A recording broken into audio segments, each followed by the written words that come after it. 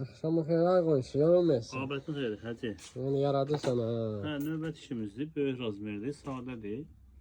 Cibi zamoklandı, qabağı zamoklandı. Barətniki də stolkadır. Abətin xeyir olsun. Hə. Aslarım işləyir, çalıyırız.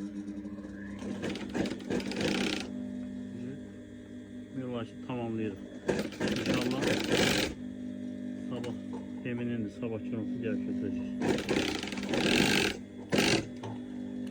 Rayona gedir. Maşallah olsun ha. Saatimiz de var bakın. 22:41, 10:11, 18'de. Aşağısı 18 ne gösteriyor? Havanın stilini. Ha? Havanın stilini gösteriyor. 18 aynen. Ya daha o. 22:41, 10:18, 10:11, 18 de aşağıda. Konuşma aşağıda çıkıyor. Sabah hazır Allah koysa. Hə, cibi belə bir şeydir də. Sadədir, cibi zamoklandı. Sabah zamoklandı, Açı zaman dolarlar koysan qət. olsa. İnşallah. İşimizi tamamladık. Bunun bir yer geçi çəkməsin, krek gəldi çəkər. Tamam, Bu formada bu. Qaşan bir şeydir ya. Allah xeyir versin. Boynuna var. Toplamızı koruyanlarındır. Allah köməkləri olsun.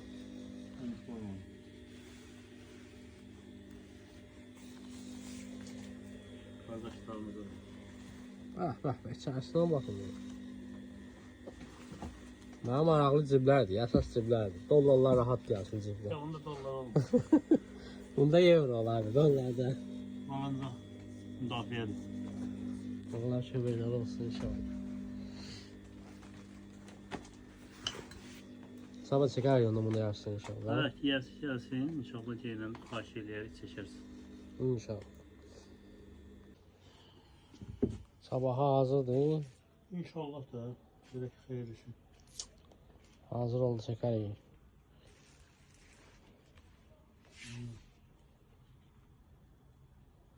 Düymə yerlərdir ha. Yox, zamoklandı bu. Fortda içəri aslar oturan yer.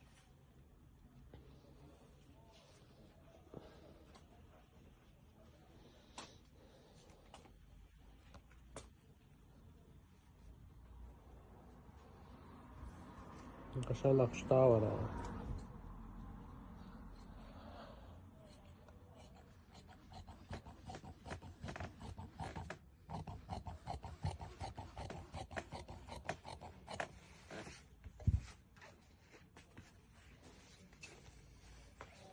Ay maşallah, ay maşallah. Çox mübarək. Şahtıqları yesən ay qardeş.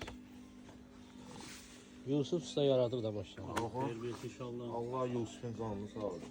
Amin, amin. Xeyir olsun. Temiz zavod. İki dənə qoyursunuz, bir sağda bir solda. Bir zamoklandı. Xeyir olsun. Sağ ol. Değil misin? Nerede? Tanıyım. Usta, Eyvallah. Allah köməyin olsun. Sağ ol, mənim qardaşım.